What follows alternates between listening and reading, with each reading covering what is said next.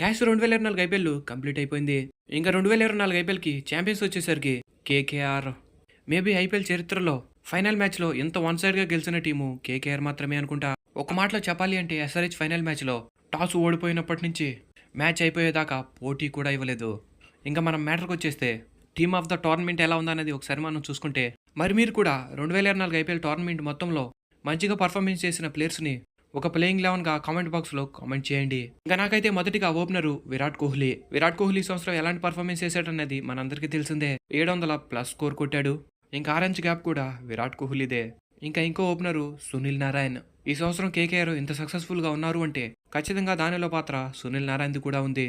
తను ఓపెనింగ్ వచ్చి కొట్టే స్కోరే కేకేఆర్‌కి కలిసొచ్చిందని చెప్పాలి. అయితే ఇద్దరు ఓపెనర్లు విరాట్ కోహ్లీ ఇంకా సునీల్ నారాయణ్. నెంబర్ 3లో సంజు శాంసన్. శాంసన్ ప్రతి సంవత్సరం కూడా సీజన్ ఎర్లీగా మంచిగా ఆడతాడు. ఎండింగ్ వచ్చేసరికి అంత పర్ఫార్మెన్స్ ఉండేది కాదు. అలాగని ఈ సంవత్సరం కూడా ఎండింగ్లో అంత మంచి గేమ్ ఆడలేదు. కాకపోతే ప్రతి సంవత్సరం కంటే ఈ సంవత్సరం బెటర్. ఇంకా నెంబర్ 4 రియాన్ పరాగ్. ఈ సంవత్సరం హైయెస్ట్ రన్ గెటర్స్లో రియాన్ పరాగ్ టాప్ 5లో ఉన్నాడు. ప్రతి మ్యాచ్ కూడా కన్సిస్టెంట్గా పర్ఫార్మెన్స్ చేశాడు. ఆర్ఆర్ ప్లేఆఫ్స్ దాకా వెళ్లారు అంటే పరాగ్ది కూడా కీలక పాత్ర అని చెప్పాలి. ఇంకా నెంబర్ 5 ఎంఎస్ ధోని. ఇంకా అలాగే వికెట్ కీపర్ కూడా ధోనీనే. ఈ సంవత్సరం ధోని ఫినిషర్గా వచ్చి పెద్ద పెద్ద సిక్స్లు కొట్టడమే కాకుండా వికెట్ కీపింగ్ కూడా సూపర్గా చేశాడు. Number 6 Andre Russell. రస్సెల్ ఈ సంవత్సరం ప్యూర్ ఆల్రౌండర్గా నిరూపించుకున్నాడు. బ్యాటింగ్లో రన్స్ కొట్టడమే కాకుండా బౌలింగ్లో కూడా 17 వికెట్లు తీసుకున్నాడు. రస్సెల్ ఒక ప్యూర్ ఆల్రౌండర్గా ఈ సీజన్లో ఆడాడని చెప్పాలి. ఇంకా నెంబర్ 7 జడేజా. జడేజా కూడా ఈ సంవత్సరం బ్యాటింగ్ బౌలింగ్ అదర్ కొట్టేశాడు. మెయిన్గా ఒక మాటలో చెప్పాలి అంటే బ్యాటింగ్ అంటే బౌలింగ్ సూపర్ అని చెప్పాలి. ఇంకా నెంబర్ 8 పాట్ కమిన్స్.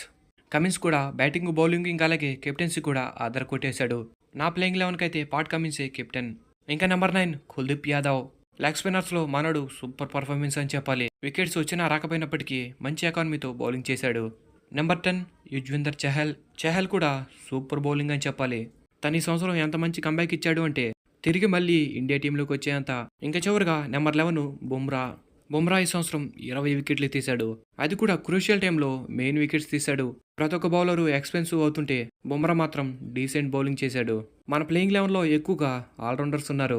ఇంకా ఇంపాక్ట్ సబ్స్టిట్యూషన్గా రజత్ పడిదార్, వరుణ్ చక్రవర్తి, శివన్ దూబే, దినేష్ కార్తిక్. మరి మీరు కూడా ఈ సీజన్లో మంచిగా ఆడిన ప్లేయర్స్ని ఒక ప్లేయింగ్ 11గా క్రియేట్ చేసి కామెంట్ బాక్స్లో కామెంట్ చేసి తెలపండి.